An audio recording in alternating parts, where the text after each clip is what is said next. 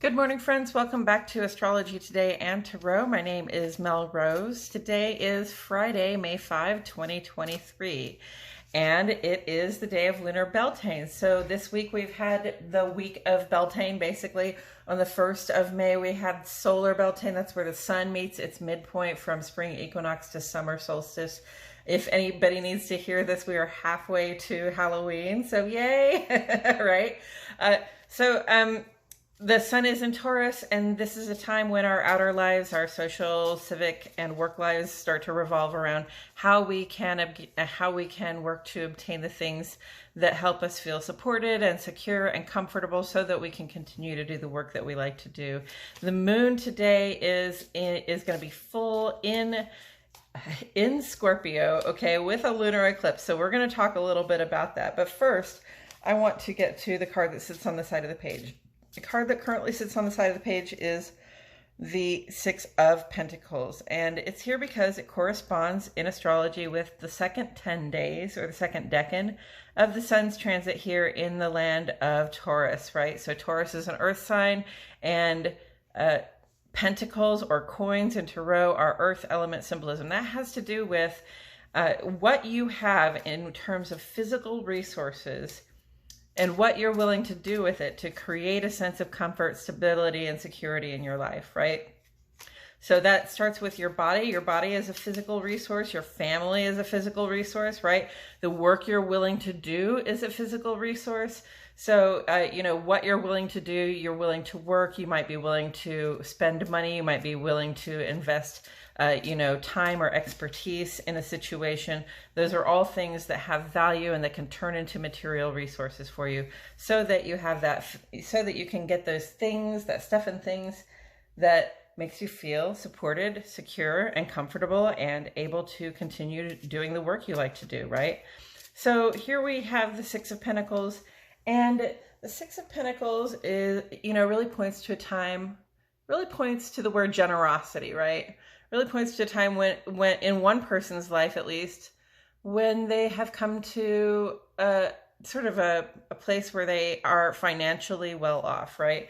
This person has had some sort of financial success or windfall that leaves them very comfortable. They don't have to stress about money at all. They don't have to worry about having the things they like, love, can't get enough of, any of the things that they desire or need. Those are all provided for because they have plenty of money. And in fact, they come to a point, where they have such a good balance of resources in their own lives that they realize it's only fair to share. So this person you see is sort of handing out some coins. They've decided what they can keep to keep themselves comfortable and what they can share or invest in another to help with that other person's uplift, right? So that's what we want to do is, when we have plenty of resources at our disposal, we want to share so that other people can be comfortable and supported and secure like we are, or at least begin to find their way there, okay? So in this card, you can be the person who has all the resources, that has really something to give, or you can really be the person, sort of on your knees asking for some alms for the poor, right? In either situation, the money, the money and the resources are being spread around. Okay, so it's a really fortunate time. And I did this yesterday. I'm going to go ahead and do it again today. We had the Five of Pentacles last time, so you see, you had two people kind of out of the cold and going without resources at this time. And now we see these two people sort of on the ground, maybe not the same people, but sort of on the ground like, yes, please, I will take a handout if you're giving a handout. I will take a little bit of financial assistance if you're giving financial assistance. So if you need financial assistance, if you're not the rich person in this picture, but one of the people that needs somebody to invest in them, just don't turn down good resources when they come your way, all right? Be willing. Don't be too proud to accept gifts when you need gifts, all right? And with that said, I'm going to go ahead and turn this card over. Oh, we got the Spear Hallow. Okay, so this is my Arthurian Tarot deck, and I don't remember who that's by, but it's really a pretty old deck. I've had it for probably 20 years or more, and it's all about the Knights of the Round Table, King Arthur, and the legends that go along with that theme. And here we have the Spear Hollow, which is basically like the Ace of Wands, okay? And when you see the Ace of Wands, you usually think of it as like a big thumbs up. It's like a, yes, go for it. Fire element symbolism here is about drive. It's about spark. It's about passion and enthusiasm, joy, determination.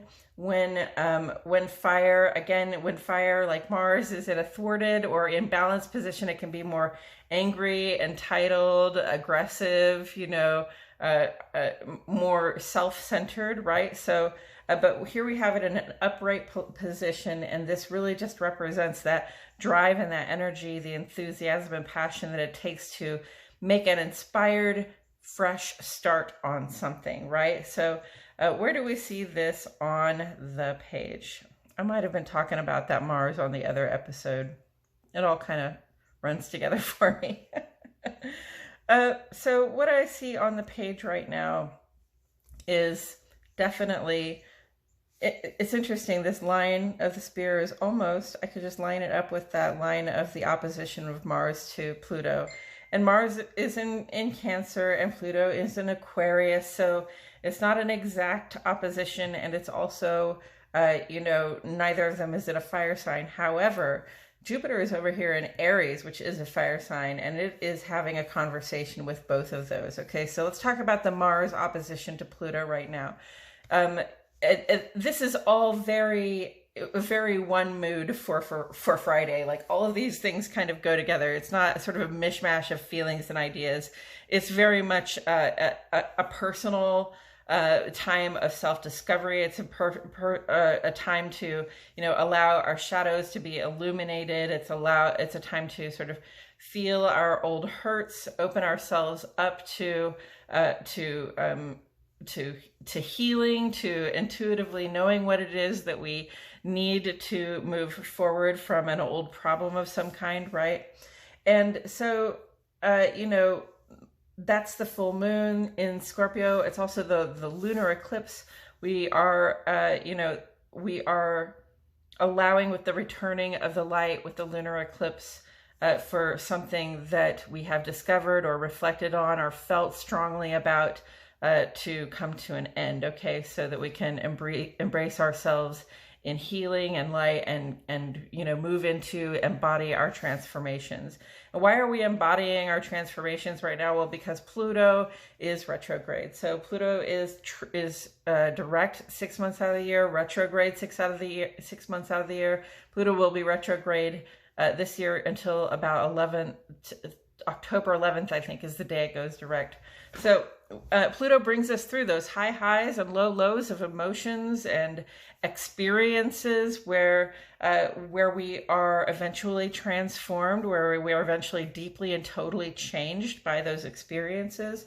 And then in retrograde, Pluto then asks us to reflect on those transitions, transformations, the changes, the metamorphosis we've been through over the past year, asks us to reflect on that. And, you know, whatever we've been resisting, pushing away, or being like, oh, okay, that's there, but I'm not really dealing with it, right?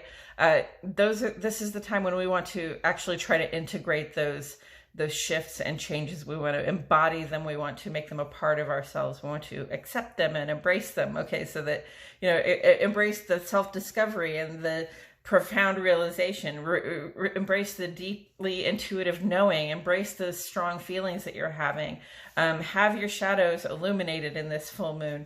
You know, we can be revealed to ourselves in ways that we didn't understand before, and that's very helpful, okay? Some old emotional wounds might surface, but you know, when the shadow of the earth passes across the moon and the moon comes back out, this is a time to allow those things to come to an end, right? With self-discovery, with self-discovery, we are empowered to say, okay, so I'm no longer this person anymore. I'm this person now, and this is what I'm going to do to change that, right? That way we can embrace the healing of our hearts. We can embrace the healing just in our lives that these transformations bring about for us. And now I'm going to come back to Mars opposite Pluto here. Mars opposite Pluto can be like a power struggle, and really because Pluto is is retrograde, and Mars is a personal planet. This is an internal struggle. This is a struggle that you have with yourself, okay?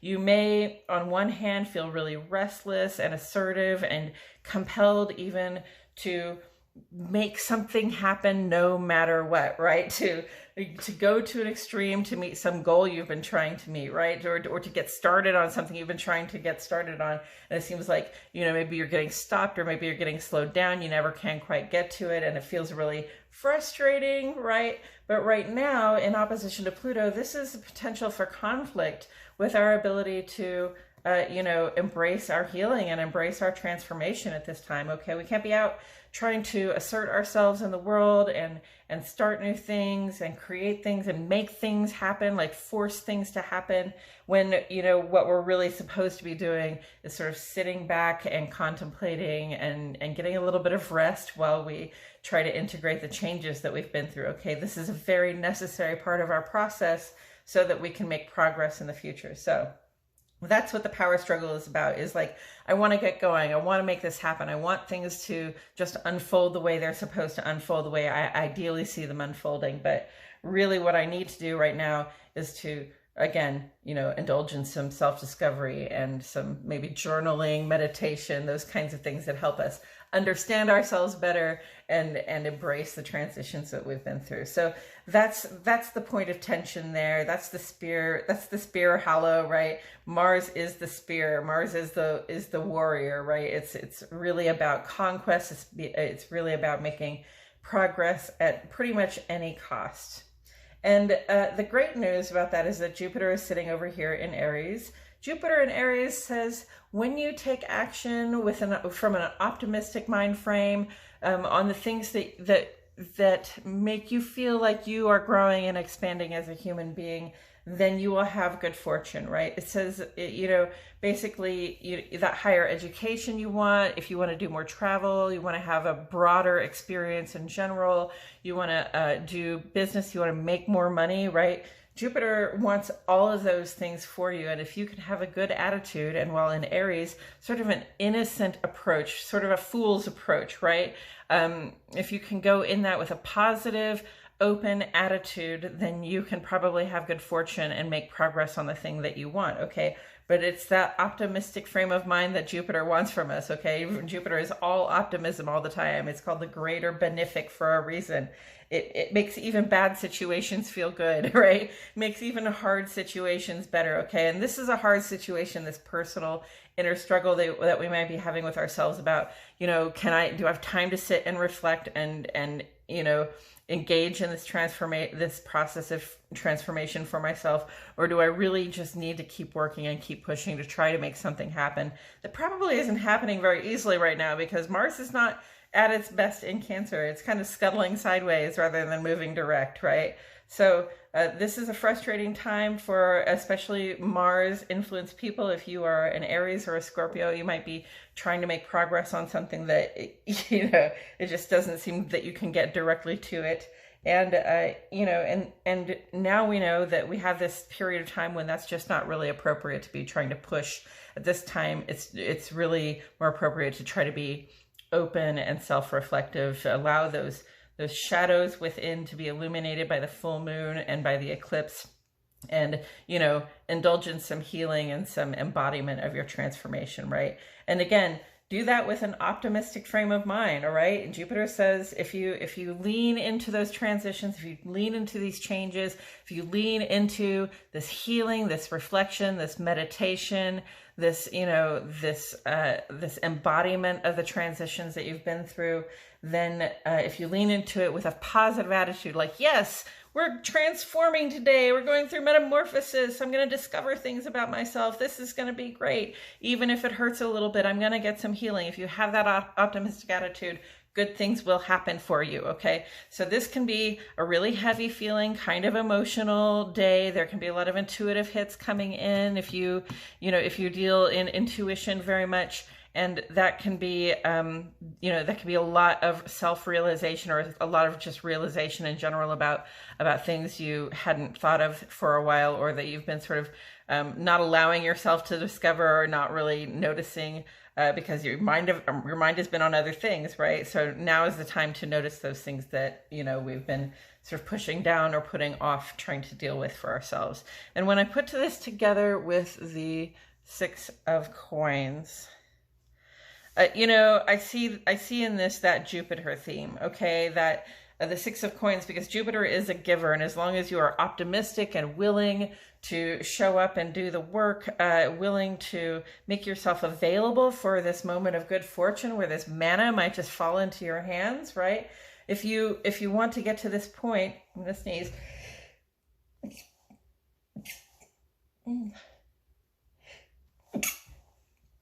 Forgive me. If you want to receive the abundance that Jupiter has on offer for you in terms of transformation, in terms of, expanded opportunities as a result of the actions that you're taking, right? Then, you do that with an optimistic frame of mind, but definitely go for it. Be willing, be ready, do the reflection today, and then be ready to get moving when we get past this lunar eclipse and we get into that post full moon phase where we are reflecting and letting go of things. We want to have a new beginning kind of disposition from it. Okay.